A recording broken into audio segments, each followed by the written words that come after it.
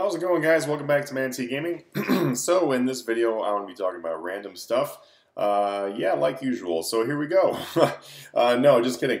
I actually had another request for a video, and so it was a one of those requests that was something I can make in like a decently easy to make video. One that wasn't going to take a whole lot of thought because it is 12:30 in the morning because I just got back from a baseball game.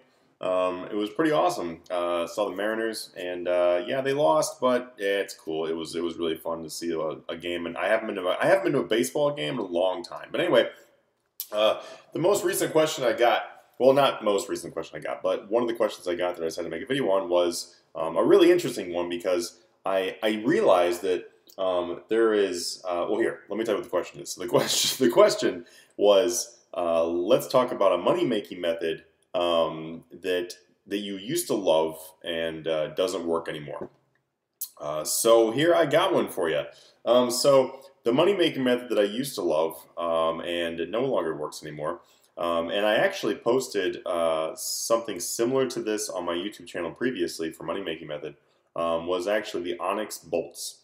So Onyx bolts, what I used to do with them is I actually used to just buy up tons and tons and tons of Onyx bolts. I'd buy the bolt tips, I'd buy the Onyx bolts themselves, I'd buy the Onyx bolts E, and I'd buy the, I would basically just buy all of that stuff. I'd buy the Runite bolts and everything too. So then sometimes I would make some of them, other times I would just hold on to them. But what I would do is I'd stock up tons of them, and I'd buy them at one price, and then I would always sell them at another price. And the thing is that literally for years on RuneScape, it worked. It worked wonderfully where my buy price and my sell price would pretty much be the same at all times. I mean, every once in a while it would fluctuate a little bit, but it was pretty much the same at all times, which means that I was able to essentially, I was making as much money as I could possibly buy in supplies, and that's the reason why I was buying all the different types of them. So I believe, if I remember correctly, I'm trying to remember the prices were like, and they're not like this anymore. But I think I remember the prices being something like, I can't remember now, honestly. But yeah, I don't want to give you guys incorrect numbers. But anyway, what I used to do basically is I was making like 300 to 400 GP for every bolt, or like for every like bolt or bolt E. Or just like Onyx bolt tip that I would flip. So I'd be, I would always have buy offers buying this stuff, and then I have next to it a sell offer selling all this stuff, and literally just moving between each other, and just as the money came in and go over there, and I was able to buy more and more and more and more things. This is something I used to do on my original account actually, because my original account I played on that account for quite a while, and yeah, it was. Yeah, I was definitely a noob at the game. Like my account now is actually way better than what my other account was. So I actually had one account when RuneScape Classic and stuff, and that account I was a very young kid, and I actually got scammed and got my password stolen. So someone stole my account. There was nothing on the account or anything like that. It was it was whatever. I think I had like a scythe. I had like the scythe and bunny ears and everything on there, but. Anyway, I lost all that stuff in that, and then I made another account, which was basically my first main account. That's what I would call my original main account. And the reason why I call that was because that was the account that I actually really started to learn how to play RuneScape in. That's where I learned how to do everything that I'm doing now on RuneScape. And then, anyway, on that account, one of the two of the biggest money-making skills I actually did was herblore and fletching. And fletching was because of all the Onyx bolt stuff and Onyx components. And then herblore because I actually cleaned from 1 herblore to 99. Actually cleaning, which if you guys have been playing for a little bit longer, you probably remember that clean X was not always a thing, and you had to manually click everything. Well, actually, you don't really have to have played very long nowadays. You can look at old school RuneScape, and you can see how you have to manually click all of them. So you had to manually click all of them. You could use like mouse keys and stuff like that back then too, which I didn't actually because I didn't know how to set them up at the time. But what I actually did is I actually cleaned herbs all the way to 99. It made about 400 million gold, which at the time was a lot of money, like a lot of money. If you guys remember when construction came out, a purple party hat was 80 million gold, and a blue party hat was about 500 million gold roughly. So as you can see, 400 million gold at that time was a ton of money. I got wealthy starting up with like my herb lore and everything. But yeah, that fletching method is definitely the one that I enjoyed a lot. And it doesn't work anymore really. Honestly, you could probably make it work now in all reality. The price just wouldn't be the same. And I really couldn't tell you what the margins would be like or anything now, because of the fact that they've all changed. So I did notice that Onyx Bolt's tips and stuff like that, and Onyx Bolts themselves and everything, have been like a pretty steady price now for like a while after they kind of like came down a bit. Like the Onyx Bolt tips used to be like, I want to say they were like 8,000 something, and now they're like 6,000 something. So they came down quite a bit from that because bosses started dropping them. I believe that was the main reason. But the something you gotta remember though, if you guys start digging around for that method, like if you actually want to try that out, keep in mind that with the smithing rework, it will affect all alch prices and everything for rune stuff. And runite bolts are used to make those onyx bolts, so that could have an impact on those. I would just be really cautious. So yeah, I would maybe wait until after the smithing rework. But if you really want to try it out, you could. I would just keep that in mind. Let's see. So like the what can you learn from that though, and what can you what can I teach you, or just kind of enlighten you in this from that experience? And what I can enlighten you is that I have personally replaced that method with other items where I'm doing essentially the exact same thing. Like there are items in RuneScape that will stay around the same price for just ever and ever and ever. And I don't have my whiteboard. This would be a great moment for that. But let's say that this phone case right here. Let's say this phone case is like well, actually, no, I'm not gonna do that. I'm trying to think of how to show you this guy without the whiteboard. Okay. All right. Actually, yeah, phone case. So here we go. Let's say an item is 5,000 gold. So you have an average of 5,000 gold across the board, and then that is what your item is going to be for an average price. For like you want to find an item that doesn't really change dramatically, or rebounds and goes up and down to around the same, like a very similar. It needs to stick around one price, is what I'm saying. That's about the easiest way to say it. It's really late. I'm super tired. Sorry. So on the Onyx bolts and everything like that, the way I did it was they always stayed around like whatever it was in the 8,000s, 9,000. They always stayed around right at a price. And then I was always able to. So if I had the mid price of let's say 8,000 for an Onyx bolt, I was buying down here at like 7,500 and then selling at 8,500. It was something like that. So what you want to do is you want to find like an item that you got your average line right here on a graph. Let's say it's 5,000, and then you're going to be buying them for 4,700, and you're going to be selling them for 5,300, and then you're going to be able to do that consistently. Finding the perfect items like that is really hard. And the reason why it's really hard is because it takes a lot of testing. It's not so much that it's really hard; it's that it's really time intensive. You have to like do a bunch of trial and error and try to find the item that works perfectly in that situation. Onyx bolts, I just started like kind of buying them and then selling them, and then I realized that it just kept working.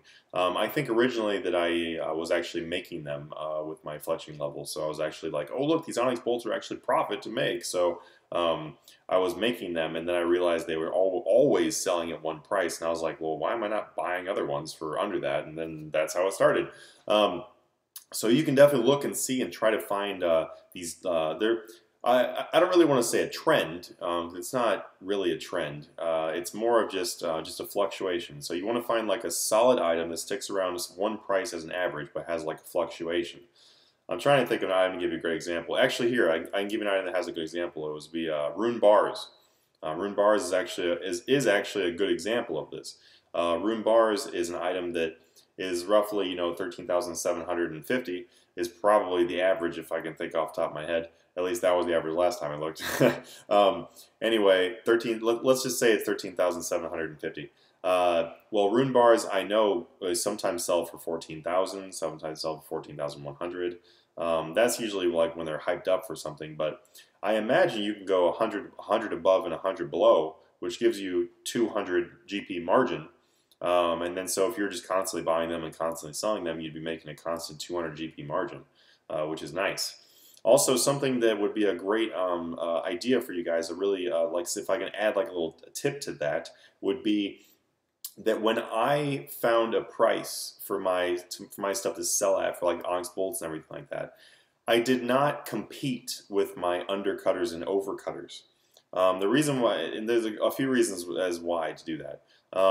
If you're constantly changing prices with somebody else, like, there's somebody else flipping the same item and you're both constantly changing prices, you can tell there's somebody else there, and you can tell somebody else is changing prices with you, because all of a sudden yours will start selling again, and then they'll stop.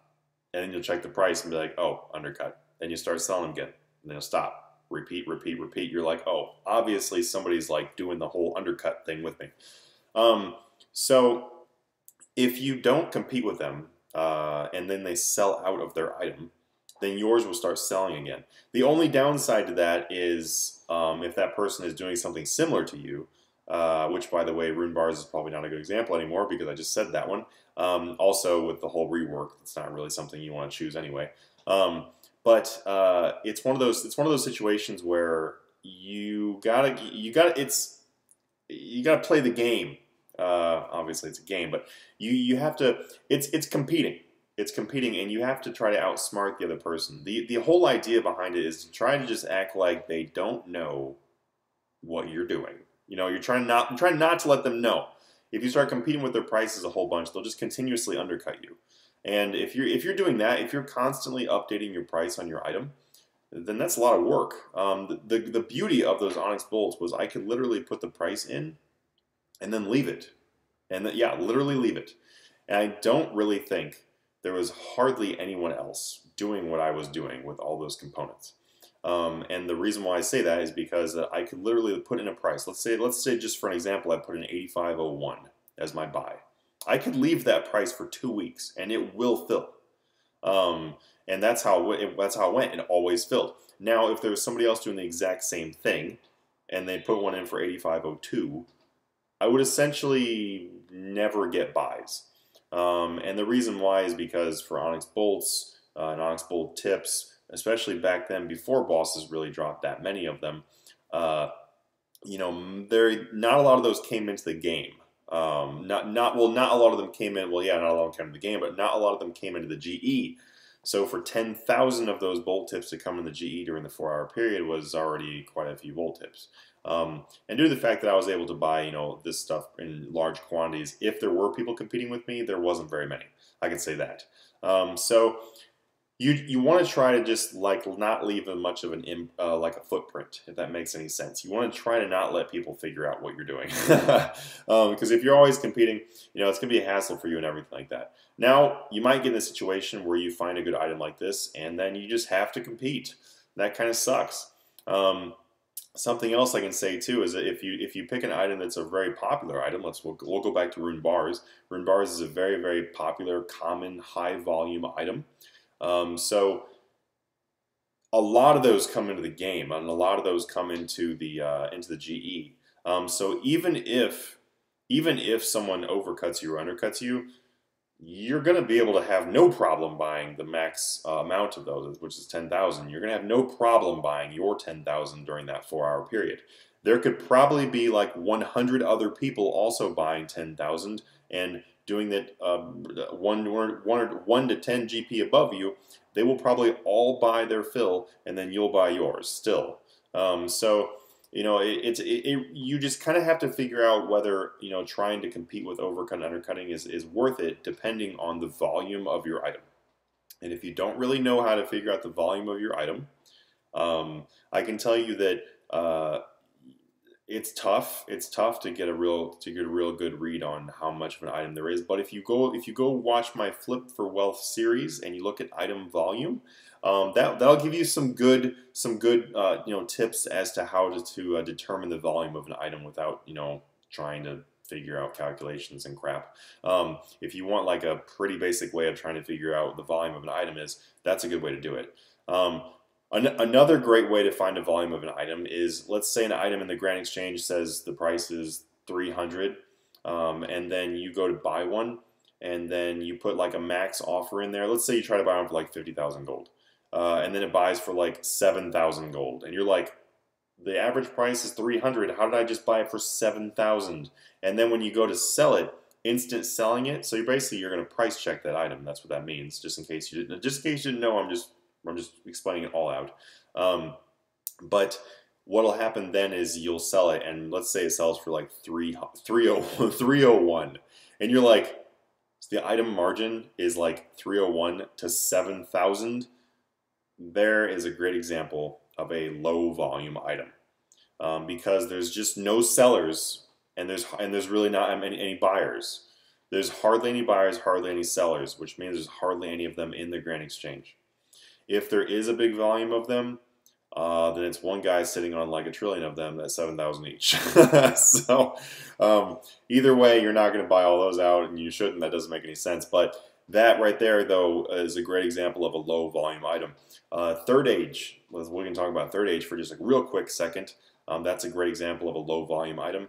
I'm not really saying that's something you should go in there and try doing that trick I just talked about, because that wouldn't work out too well in your favor. But Third Age is one of those things where, let's say you have a piece that's like 80 million gold. There might be one person at 80 million, two people at 85 million, three people at 90 million, maybe 10 people at 90, or maybe 105 million.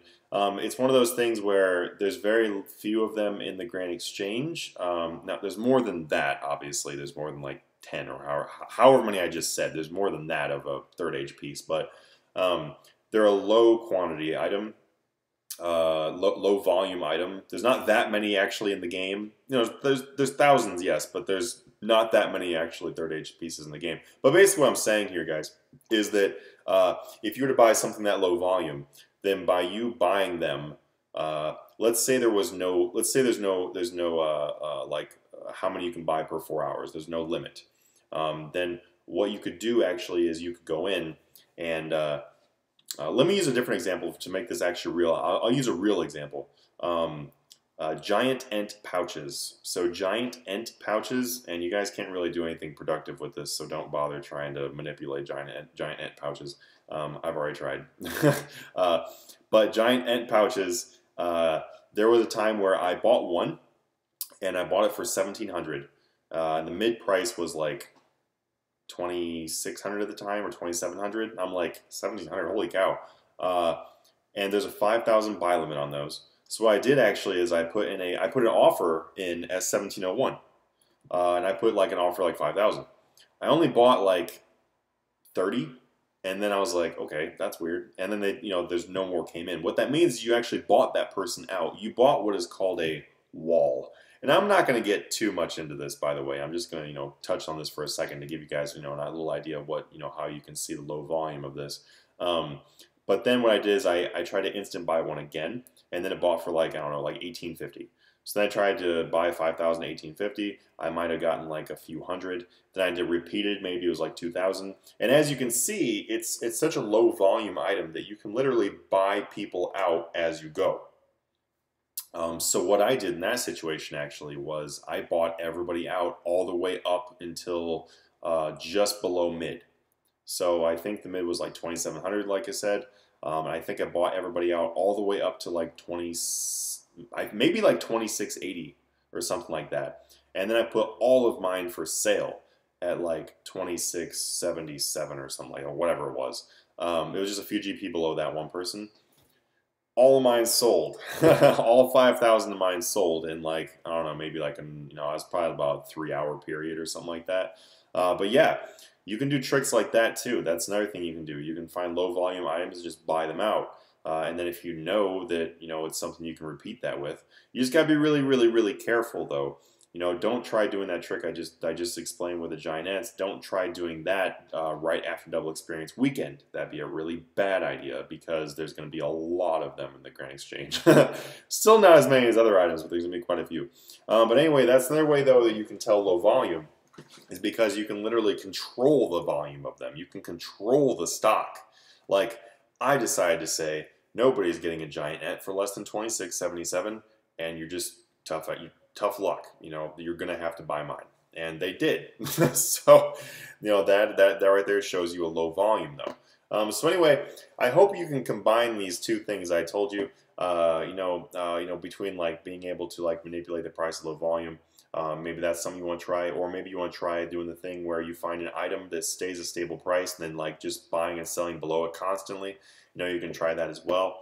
Also, if you want to, Fat Munchlax and Fat Snorlax are my accounts in game.